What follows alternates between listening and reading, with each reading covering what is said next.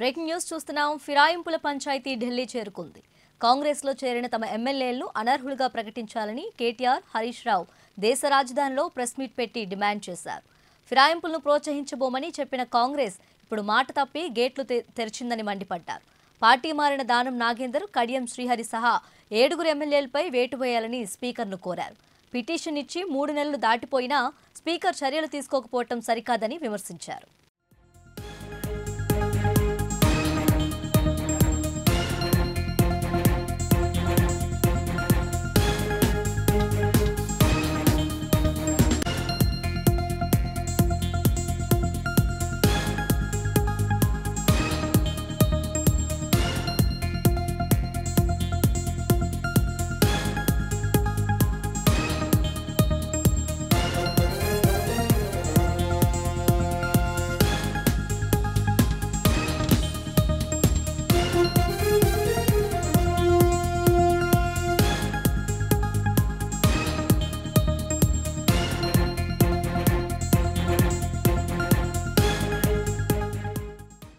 Party ఎమ్మెల్యేలు కాంగ్రెస్లోకి queue కట్టడంతో BRS డిఫెన్స్లో పడిపోయింది. వలసలకు అడ్డుకట్టు వేయడానికి నానా తంటాలు పడుతుంది.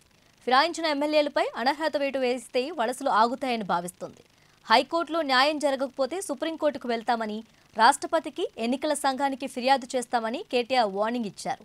ఫిరాయింపులపై దేశవ్యాప్త చర్చ జరగాలనే ప్లాన్తోనే ఢిల్లీ వేదికగా పోరాటానికి బీఆర్ఎస్ సిద్ధమైంది.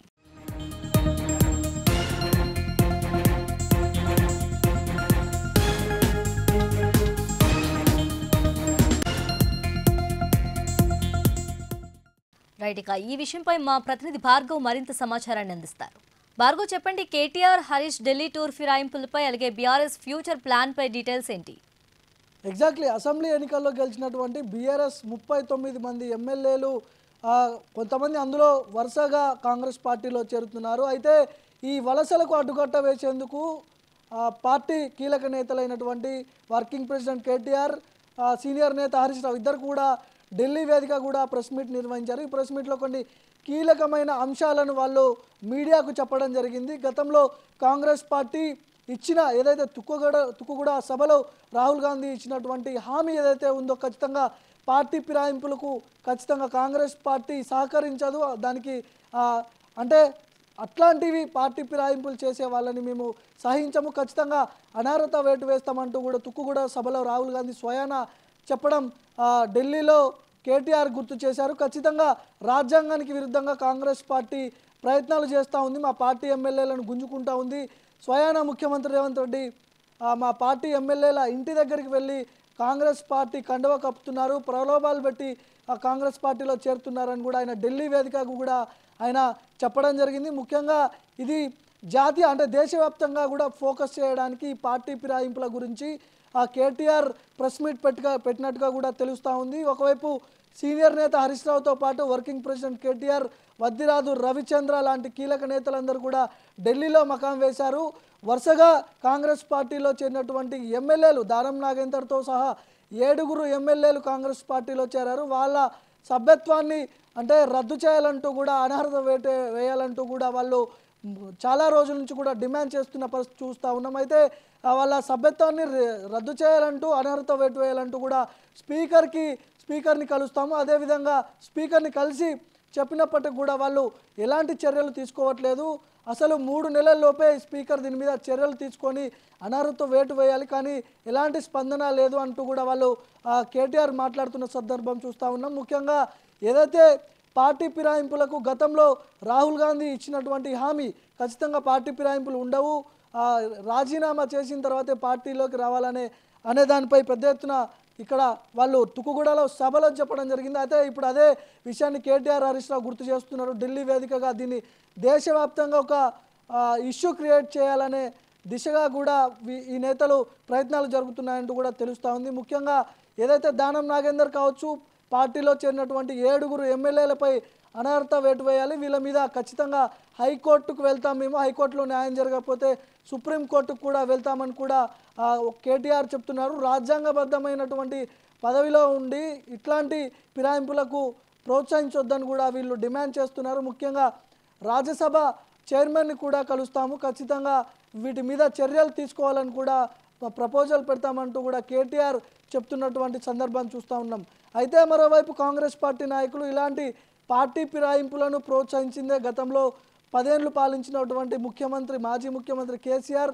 సో ఈ ఇత్తనాలు ఈ బీజాలు వేసిందే కేసీఆర్ అంటూ కూడా ఒకవైపు మాజీ ముఖ్యమంత్రి కేసీఆర్ని టార్గెట్ చేస్తూ ప్రస్తుత ముఖ్యమంత్రి రేవంత్ రెడ్డి మాట్లాడుతున్నారు. అయితే గతంలో పార్టీ ఫిరాయింపులు జరగలేదు, వాళ్ళే కావాలని వచ్చి పార్టీలో విలీనమైపోయారంటూ కూడా ఒకవైపు కేటీఆర్ కూడా మాట్లాడుతున్న సందర్భం చూస్తాము. అయితే ముఖ్యంగా ఈ పార్టీ ఫిరాయింపులపై ఒక ఖచ్చితంగా అనర్హత వేటు వేయాలి, హైకోర్టు నుంచి సుప్రీంకోర్టు వరకు వెళ్ళే అవకాశాలు ఉన్నాయి, మేము ఖచ్చితంగా దీని మీద న్యాయపరమైన పోరాటం చేస్తామంటూ కూడా కేటీఆర్ మాట్లాడుతున్నాడు. అదేవిధంగా ఏదైతే పార్టీ ఫిరాయింపులు జరిగినటువంటి సందర్భంలో అసలే 39 మంది గెలిచినటువంటి ఎమ్మెల్యేలు వరుసగా 7 ఎమ్మెల్యేలు కావచ్చు, ఎమ్మెల్సీలు కావచ్చు, 6 ఎమ్మెల్యేలు 6 ఎమ్మెల్సీలు కాంగ్రెస్ పార్టీలో జాయిన్ అవ్వడం జరిగింది. ఇవన్నీ కూడా పార్టీ ఫిరాయింపులు చేస్తున్నారు కాంగ్రెస్. ఖచ్చితంగా దేశవ్యాప్తంగా కూడా దీన్ని ఎలిమినేట్ చేస్తాం మేము, రాహుల్ గాంధీ ఇచ్చిన హామీ ఎక్కడికి పోయింది అని కూడా కేటీఆర్ ఢిల్లీ వేదికగా కూడా దీన్ని ప్రశ్నించడం జరుగుతుంది. మరి దీని మీద కాంగ్రెస్ పార్టీ ఎట్లా రియాక్ట్ అవుతుంది చూడాలి. పార్టీ ఫిరాయింపులకు ఎట్లా వీళ్ళు పులి స్టాప్ పెడతారు అనే అంశాల గురించి మనం వేచి చూడాలి. ఒకవైపు బీఆర్ఎస్ కీలక నేతలు గత 6 నెలలుగా కూడా మాజీ ముఖ్యమంత్రి కేసీఆర్ సైలెంట్ అయిపోయాడు. కేటీఆర్ మాత్రం చాలా రోజుల తర్వాత ఈ పార్టీ ఫిరాయింపులకు అడ్డకట్ట వేసే దిశగా కూడా ఖచ్చితంగా ఆయన ప్రయత్నాలు జరగాలి, లేకపోతే ఉన్న ఎమ్మెల్యేలు కూడా చేజారిపోతారు, మన చేతుల్లో ఉండదు, గత 10 ఏళ్లు పాలించిన మేము పార్టీ మనుగడ ఉంటుందో ఉండదో అనే ఉద్దేశంతో ఖచ్చితంగా ఈ పార్టీ ఫిరాయింపులను వలసలను ఆపాలనే ఉద్దేశంతో కేటీఆర్ హరీష్ రావు వీళ్ళందరూ కూడా ఢిల్లీ వేదికగా ఒక దేశవ్యాప్తంగా కూడా ఈ ఇష్యూని ఎలిమినేట్ చేయాలనే దిశగా కూడా వాళ్ళు మాట్లాడుతున్నారు. సో ఈ పార్టీ ఫిరాయింపులకు ఖచ్చితంగా బ్రేక్ పడుతుంది అని కూడా బీఆర్ఎస్ నేతలు విశ్వసిస్తున్నారు. మరి చూడాలి కాంగ్రెస్ పార్టీ నాయకులు దీని మీద ఎట్లాంటి రియాక్షన్స్ వస్తాయనే అంశాల గురించి కూడా మనం వేచి చూడాలి. అయితే గతంలో ఇచ్చినటువంటి హామీ ఖచ్చితంగా కాంగ్రెస్ పార్టీ హామీ ఇచ్చింది. తుక్కుగూడ సభలో రాహుల్ గాంధీ హామీ ఇచ్చాడు, పార్టీ ఫిరాయింపులు ఉండవు, ఖచ్చితంగా అట్లాంటి ప్రోత్సహించమని కూడా ఆయన చెప్పిన పరిస్థితి చూస్తూ ఉన్నాం. ముఖ్యంగా దానం నాగేందర్ పార్టీలో ఉండి బీఆర్ఎస్ పార్టీ బీఫామ్పై గెలిచినటువంటి దానం నాగేందర్ సికింద్రాబాద్ ఎంపీ ఎన్నికల్లో సికింద్రాబాద్ ఎంపీ బీఫామ్ అనేది కాంగ్రెస్ పార్టీ బీఫామ్పై పోటీ చేశాడు. ఖచ్చితంగా అనర్హత వేటు వేయాలంటూ కూడా దానం నాగేందర్ని పెద్ద ఎత్తున కేటీఆర్ విమర్శిస్తున్నాడు. దానం నాగేందర్తో పాటు 6 ఎమ్మెల్సీలు 6 ఎమ్మెల్యేలు కూడా కాంగ్రెస్ పార్టీలోకి పోవడం జరిగింది. సో వీటన్నిటి కూడా బ్రేక్ అయ్యాలంటే ఖచ్చితంగా దేశవ్యాప్తంగా ఒక ఇష్యూ క్రియేట్ చేయాలి ఆ పార్టీ ఫిరాయింపులపై అనే దిశగా కూడా బీఆర్ఎస్ పార్టీ వ్యూహం రచిస్తున్నది. దీంట్లో భాగంగానే కేటీఆర్, హరీష్ రావు, ఎంపీ వద్దిరాజు, రవిచంద్ర వీళ్ళంతా కూడా ఢిల్లీ వేదిక కూడా పార్టీ ఫిరాయింపులపై ఒక పెద్ద ఎత్తున ఇష్యూ చేసే కార్యక్రమం మనకు కనిపిస్తుంది. అందులో భాగంగానే ఈ ప్రెస్ మీట్ పెట్టడం జరిగింది. అయితే 39 స్థానాల్లో గెలిచినటువంటి బీఆర్ఎస్ పార్టీ భవిష్యత్తులో వచ్చే 5 సంవత్సరాల్లో మనుగడ ఉండాలంటే ప్రధాన ప్రతిపక్షంగా ఖచ్చితంగా ఇప్పుడు ఈ 5 సంవత్సరాలు ఎలిమినేట్ కావాలంటే ఖచ్చితంగా కాంగ్రెస్ పార్టీని డిఫెండ్ చేస్తూ ఇటు వాళ్ళు చేస్తున్న ఆరోపణలు డిఫెండ్ చేస్తూ ఖచ్చితంగా ఉన్న ఎమ్మెల్యేలు కాపాడుకునే దిశగా కూడా కేటీఆర్ అదేవిధంగా మాజీ ముఖ్యమంత్రి కేసీఆర్, హరీష్ రావు వీళ్ళందరూ కూడా వ్యూహాలు రచిస్తున్నారు. గతంలో కొన్ని తప్పులు జరిగాయి, టీఆర్ఎస్ నుంచి బీఆర్ఎస్గా మారవడం, మళ్ళీ ఇప్పుడు ఆ తప్పులు సరిదిద్దుకుంటాము ఖచ్చితంగా అని కూడా ఒకవైపు సానుకూలమైన స్పందన బీఆర్ఎస్ పార్టీ నుంచి వస్తున్నట్టు కూడా తెలుస్తోంది. పార్టీ ఫిరాయింపులకు బ్రేక్ పడుతుందా, లేకపోతే ఉన్న ఎమ్మెల్యేలు కూడా కాంగ్రెస్ పార్టీలో చేరుతారా అనే అంశాల గురించి వేచి చూడాల్సి ఉంది. తేజు.